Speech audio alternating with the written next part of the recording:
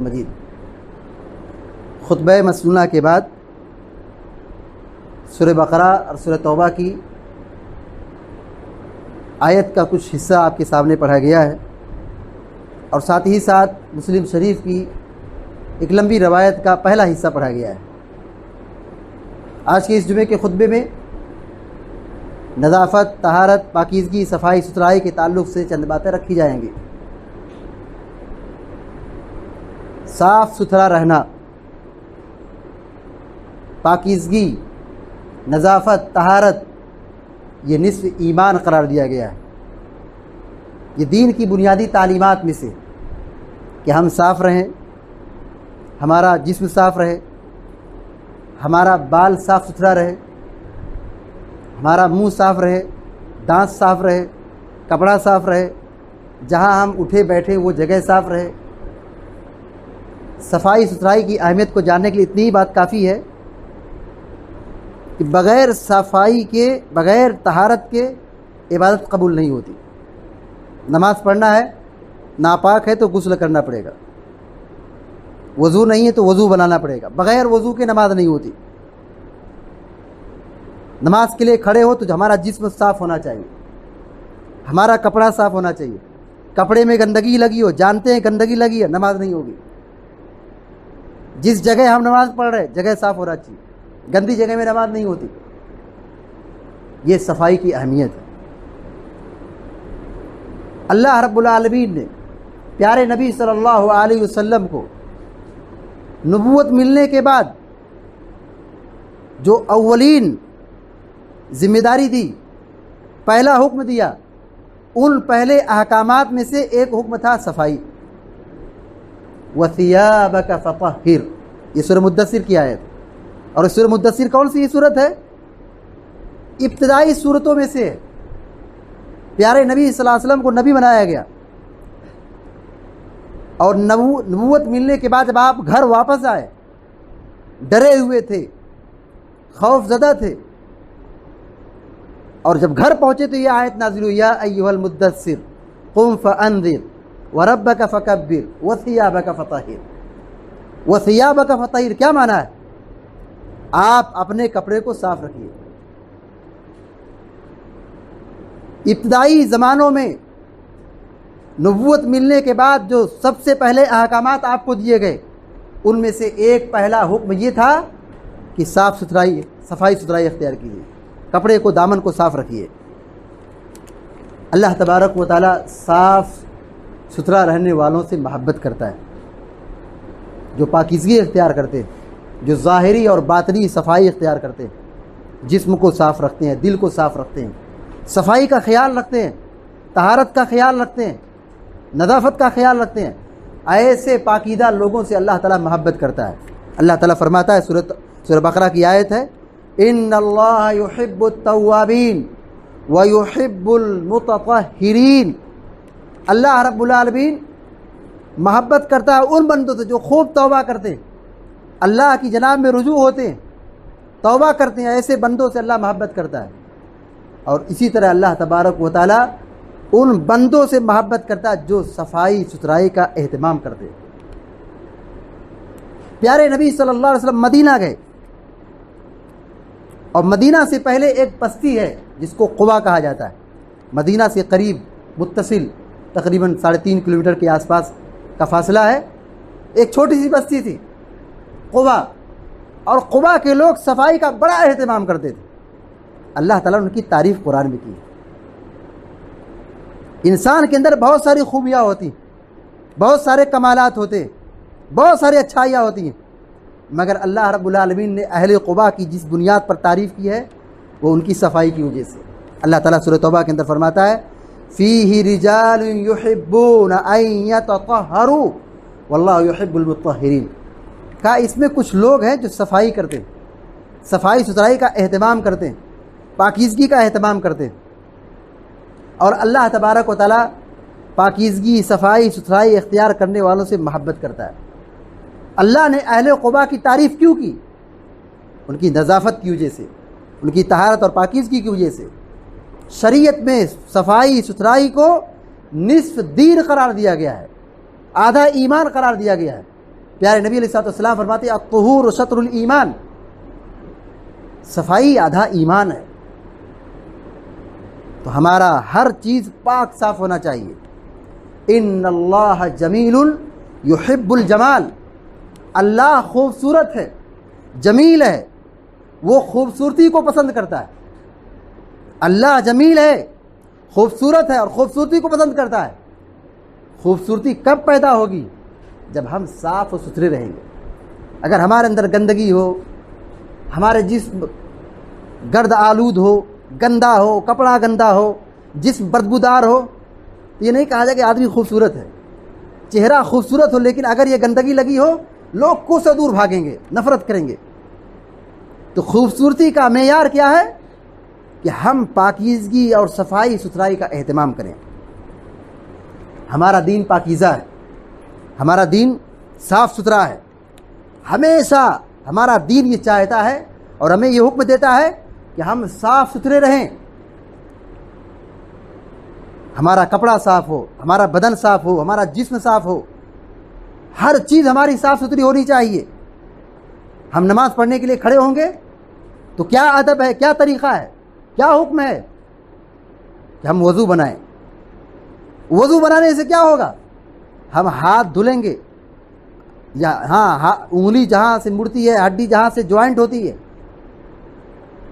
ہاتھ نہ دھلنے کی وجہ سے، پسینے اور گندگی کی وجہ سے وہاں گندگی ہو جاتی ہے، آنے جانے کی وجہ سے، گرد و غبار اڑنے کی وجہ سے جہاں ہڈی جوائنٹ ہوتی ہے، مڑتی ہے، وہاں گندگی جمع ہو جاتی ہے۔ اور شریعت میں کا حکم دیا گیا ہے پور کو دھلو، وغسل البراجم، فطرت میں سے یہ ہے کہ پور کو دھلو۔ پور کیا ہے؟ انگلیوں کے جو پور ہیں جہاں سے ہڈی مڑتی ہے، جوائنٹ ہوتی ہے، وہاں بیچ میں چمڑے کے سکڑنے کی وجہ سے گرد و غبار آ جاتا ہے، گندگی آ جاتی ہے۔ ایک انسان اگر 5 وقتہ نماز کی پابندی کرا، 5 مرتبہ کم از کم وہ وضو بنائے گا، وہ اپنے ہاتھ کو دھلے گا، اپنی انگلیوں کو دھلے گا، جوڑ کو دھلے گا، پیر کو دھلے گا، چہرے کو دھلے گا، بال کو دھلے گا، داڑھی کے بال کو دھلے گا، سر کا مسح کرے گا۔ سوچیے وہ آدمی کتنا صاف ستھرا رہے گا، کتنا پاکیزہ رہے گا جو آدمی وضو بناتا ہے۔ اسی لیے پیارے نبی صلی اللہ علیہ وسلم نے فرمایا، بتاؤ اگر تمہارے گھر کے سامنے، دروازے کے سامنے ایک نہر جاری ہو اور ایک آدمی 5 مرتبہ اس میں نہاتا ہو۔ آپ نے سوال کیا کہ تمہارے گھر کے دروازے کے سامنے ایک نہر جاری ہے اور آدمی اس میں 5 مرتبہ غسل کرتا ہے، کیا بتاؤ اس کے جسم پر گندگی باقی رہے گی؟ صحابہ کرام نے کہا نہیں، کہا یہی معاملہ وضو کا ہے۔ آدمی وضو بناتا ہے، تو اس کا جسم گندگی سے پاک صاف ہوتا ہے، گناہ بھی معاف ہو جاتے ہیں، ظاہری اعتبار سے بندہ پاک صاف ہو جاتا ہے اور باطنی اعتبار سے بھی بندہ صاف ہو جاتا ہے، گناہوں کی مغفرت ہو جاتی ہے۔ تو بندہ وضو بنائے، اس سے اس کے جسم کی صفائی ہوتی ہے۔ اور اسی طریقے سے ہماری شریعت میں جمعہ کے دن غسل کرنے کا حکم دیا گیا ہے۔ جہاں اجتماعیت ہوتی ہے، بھیڑ ہوتی ہے، جمعہ کا دن ہے، عید کا دن ہے، شریعت میں حکم ہے غسل کرو۔ آدمی مکہ جاتا ہے، بھیڑ بھاڑ کی جگہ، طواف کرتا ہے، حج عمرہ کرتا ہے، کیا حکم ہے؟ سنت کیا ہے؟ طواف مکہ میں داخل ہونے سے پہلے غسل کا حکم ہے، احرام باندھنے سے پہلے غسل کرنا مسنون ہے۔ پیارے نبی صلی اللہ علیہ وسلم ایک مرتبہ جمعہ کے لیے آئے اور سخت گرمی کا موسم تھا، اور اللہ کے نبی علیہ السلام نے لوگوں کے پسینے کو محسوس کیا، بو محسوس ہوئی، اور آپ نے جمعے کے خطبے میں یہ حکم دیا اگر تم جمعہ کے دن غسل کر کے آتے تو بہتر ہوتا۔ اس کے بعد سے یہ حکم دے دیا کہ جمعہ کے دن غسل کرو، جمعہ کے دن غسل کرنا مسنون ہے، اور بعض علماء نے کہا کہ واجب ہے، فرض ہے۔ بندہ جب نہا لیتا ہے تر و تازہ ہو جاتا ہے، جسم سے پسینہ ختم ہو جاتا ہے، گندگی دور ہو جاتی ہے، بدبو ختم ہو جاتی ہے، پاک صاف ہو جاتا ہے، فریش ہو جاتا ہے۔ اور اگر نہ نہائے کاہل سست کی طرح پڑا رہے گا، لیکن جب نہا لیتا ہے تر و تازہ ہو جاتا ہے۔ یہ پاکیزگی کا حکم ہے، یہ پاکیزگی کی یہ تاثیر ہے۔ انسان مر جائے، مردے کو غسل کرنے کا حکم دیا گیا ہے، مردے کو نہلانے کا حکم دیا ہے، تاکہ وہ قبر میں جائے، اس کو دفن کیا جائے تو بھی پاکیزگی اور صفائی ستھرائی کے ساتھ۔ اسی طریقے سے ہم کھانا کھائیں تو کھانے سے پہلے بھی ہاتھ دھلنے کا حکم دیا گیا ہے، کھانے کے بعد بھی ہم کو حکم دیا گیا کہ ہم ہاتھ کو دھل لیں، اور جب غسل واجب ہو جاتا ہے احتلام کی وجہ سے یا ہم بستری کی وجہ سے، تو شریعت میں غسل کی تاکید کی گئی، نہاؤ تاکہ سستی کاہلی دور ہو جائے، تر و تازہ ہو جاؤ، گندگی دور ہو جائے۔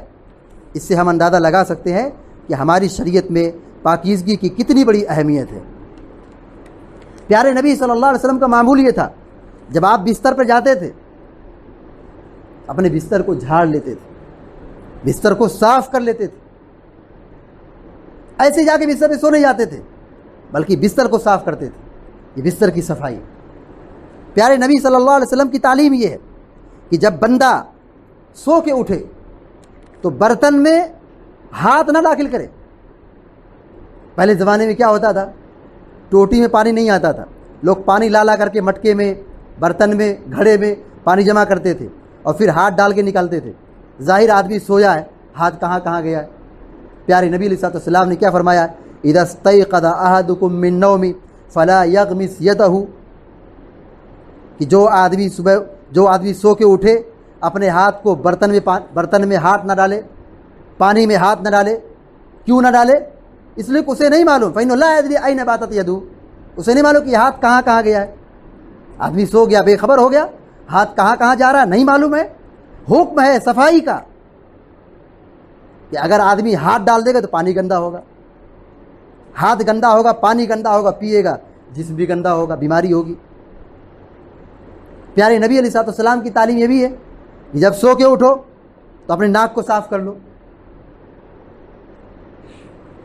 قدم قدم پر پیارے نبی صلی اللہ علیہ وسلم نے ہمیں صفائی کی حکم دی ہے، صفائی کی تعلیم دی ہے۔ پیارے نبی صلی اللہ علیہ وسلم جب گھر میں داخل ہوتے مسواک کرتے ہوئے داخل ہوتے تھے۔ حضرت عائشہ صدیقہ، صحیح مسلم کی روایت ہے، ام المومنین حضرت عائشہ صدیقہ رضی اللہ تعالیٰ سے سوال کیا گیا کہ آپ گھر میں داخل ہوتے تو کیا کرتے تھے، آپ کا عمل کیا تھا؟ گھر میں آپ داخل ہو تو آپ کا عمل کیا تھا؟ حضرت عائشہ صدیقہ رضی اللہ تعالیٰ نے کہتے ہیں کہ آپ مسواک کرتے ہوئے گھر میں داخل ہوتے تھے۔ مسواک کرنے سے دانت کی صفائی ہوتی ہے، زبان کی صفائی ہوتی ہے، منہ کی صفائی ہوتی ہے، منہ کی گندگی دور ہوتی ہے۔ پیارے نبی علیہ السلام ہر وضو کے وقت مسواک کرنے کی تاکید دے رہے ہیں کہ اگر میری امت پر مشکل نہ ہوتا تو میں ہر وضو کے وقت، ہر نماز کے وقت ان کو مسواک کا حکم دیتا، لیکن یہ مشکل چیز ہے، اس لیے آپ نے اس کو سختی نہیں کی، واجب قرار نہیں دیا۔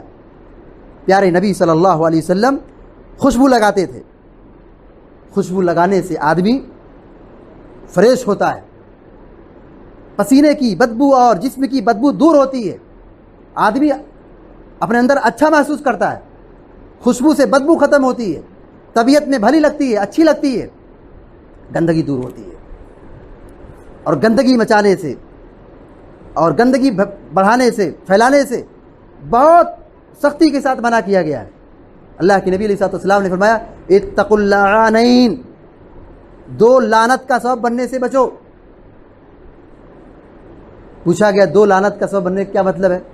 کہا الذی یتخلی فی طریقہم، فی طریق الناس اور فی ظلہم، جو عام روڈ پر، چالو راستے پر، شاہراہ پر وہاں جا کے گندگی کرے، پیشاب پاخانہ کرے۔ جب آدمی گزرے گا، گندگی دیکھے گا تو برا بھلا کہے گا، لعنت بھیجے گا۔ سائے دار درخت کے نیچے جہاں لوگ آرام کرتے ہیں، جہاں لوگوں کی بیٹھنے کی جگہ ہے، آرام کی جگہ ہے، سکون کی جگہ ہے، وہاں جا کے آدمی گندگی کرے، کہا اس کو لعنت کا سبب بتایا گیا ہے۔ کہا اتقوا اللعانین، لعنت کا سبب بننے سے بچو۔ یہ دو لعنت کے اسباب ہیں، چالو راستے پر کوئی گندگی کرے، آرام کرنے کی جگہ پر کوئی گندگی کرے، وہاں کوئی گزرے گا، بیٹھے گا، دیکھے گا، زبان سے برا بھلا کہے گا، لعنت بھیجے گا، اور یہ اس کا حق ہے، وہ بھیج سکتا ہے۔ تو گندگی پھیلانے سے، راستے میں گندگی ڈالنے سے منع کیا گیا ہے، بلکہ تعلیمیں دی گئی ہے کہ ہمارا کردار ایسا ہو کہ ہم راستے کو بھی صاف رکھیں۔ ہماری شریعت میں صفائی کی تعلیم دی گئی ہے، تو صرف ہم ایسا نہ ہو کہ ہم صرف صاف رہیں، ہمارا کپڑا صاف ہو، ہمارا بدن صاف ہو، جسم صاف ہو، ہاتھ صاف ہو، گھر صاف ہو، روم صاف ہو، بستر صاف ہو، دانت صاف ہو، منہ صاف ہو، ایسا نہ ہو کسی پرسنل ہو۔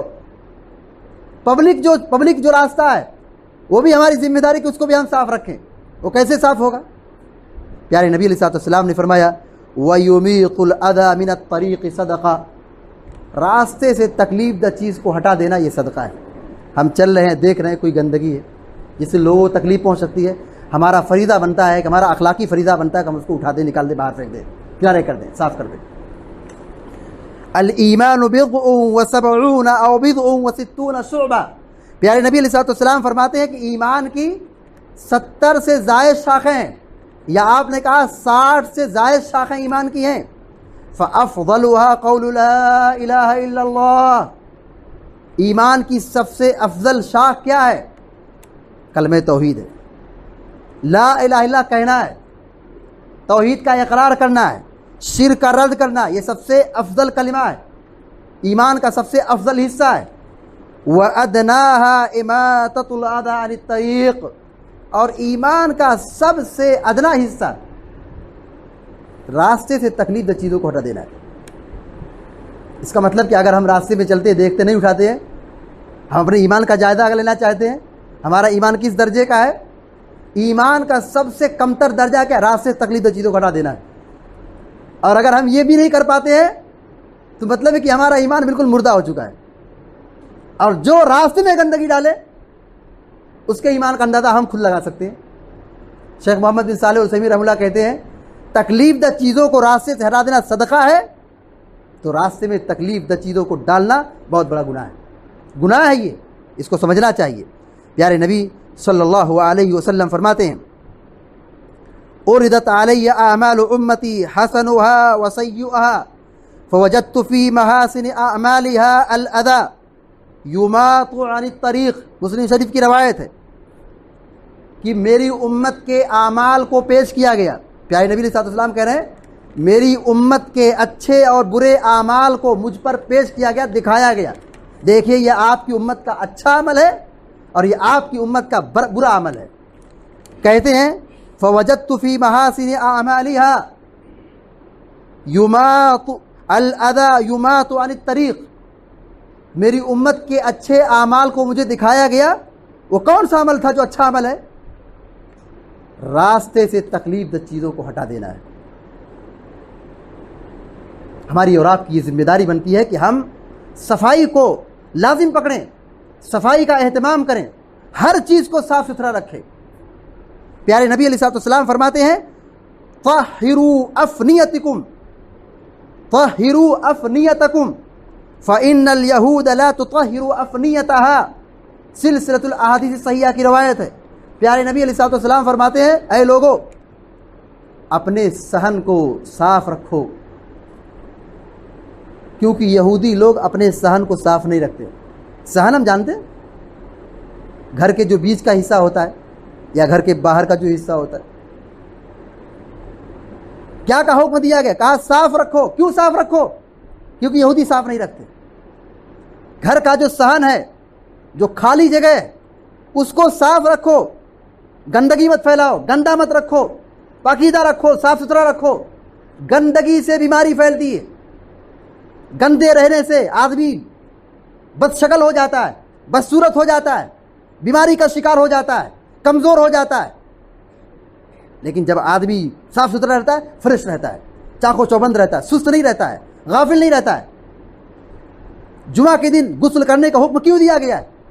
تاکہ آدمی فریش ہو کر کے آئے، صاف ستھرا ہو کر کے آئے، نہا دھو کر کے آئے، یہاں امام کا صحیح سے خطبہ سنے۔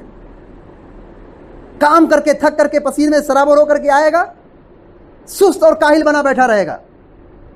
ہمارے دین کی بنیادی تعلیمات میں سے ایک اہم ترین تعلیم صفائی اور ستھرائی ہے۔ ہماری اور آپ کی یہ ذمہ داری بنتی ہے کہ ہم صفائی ستھرائی کا ہم خیال رکھیں۔ لیکن افسوس کی بات ہے کہ ہم مسلم بستیوں کا، ہمارے یہاں ہم مسلم بستیوں کا اگر جائزہ لیں تو گندگی ہماری پہچان بن چکی ہے، گندگی ہماری شناخت ہو چکی ہے۔ مسلم گلیوں سے گزرو، ناک بند کر کے آدمی گزرتا ہے، یہ اکثر لوگوں کی بات کی جا رہی ہے۔ گندگی ہماری پہچان بن چکی ہے۔ جس دین نے ہمیں صفائی ستھرائی کی اتنی تاکید کی تھی اور گندگی کے راستے تمام بند کر دیے، اور ہم امت مسلمہ اس معاملے میں اتنی لاپرواہی کا شکار ہو. جو مسلم علاقہ ہے لوگ کہتے ہیں کہ وہ سب سے گندا ہے. مسلم علاقے کے بارے میں لوگ کیا تاثر پیش کرتے ہیں؟ جہاں مسلم لوگ زیادہ ہیں، مسلم بستی جہاں زیادہ ہے، مسلم جنریشن جہاں زیادہ ہے، وہاں گندگی زیادہ ہے. ایسا نہیں ہونا چاہیے. ہم اپنے ماحول کو پرسکون بنائیں، اپنے علاقے کو صاف ستھرا بنائیں. صفائی جتنی زیادہ ہوگی ہمارے یہاں، گندگی سے ہم جیسے دور ہوں گے، بیماریوں سے ہم محفوظ ہوں گے. اللہ تبارک و تعالیٰ سے دعا ہے کہ اللہ تعالیٰ ہم سب کو آپ سب کو صفائی ستھرائی کی اہمیت کو جاننے اور اس کے تقاضوں کو پورا کرنے کی توفیق عطا فرمائے. اور ہمیں جو مریض ہیں اللہ تعالیٰ ان کو اپنے فضل و کرم سے شفائے کاملہ عطا فرمائے. جو پریشان اللہ تعالیٰ ان کی پریشانی کو دور فرمائے. جو تنگ دست اللہ تعالیٰ ان کی تنگ دستی کو دور فرمائے. اور ہم کو اپنے وطن میں امن و امان کی نعمت سے مالا مال فرمائے. ہمارے مال اولاد برکت عطا فرمائے. ہم کو بے برکتی کی فتنے سے بچائے اور ہم کو ہر قسم کے شر اور فتنے سے بچائے. ظالم کے ظلم سے بچائے اور اللہ تعالیٰ ظالم کا ہاتھ توڑ دے. اور غزہ کے کمزور اور مظلوم مسلمانوں کے اللہ تعالیٰ تو مدد فرمائے. مسجد اقصیٰ کی حفاظت فرمائے. مسجد حرمین کی حفاظت فرمائے. اور ہم سب کو دنیا میں جب تک زندہ رکھے ایمان اور توحید پر قائم دائم رکھے. اور ہمارا خاتمہ ہو تو اسی ایمان اور توحید پر ہو. اور ہم سب کو عذاب قبر سے بچائے، دجال کے فتنے سے بچائے. اور ہم سب کو جہنم کی آگ سے بچا کر جنت الفردوس میں داخلہ نصیب فرمائے. آمین یا رب العالمین. اقول قولی هذا واستغفر الله لي ولكم ولسائر المسلمين فاستغفروه انه الغفور الرحيم. وصلى الله على نبينا محمد وسلم تسليما كثيرا.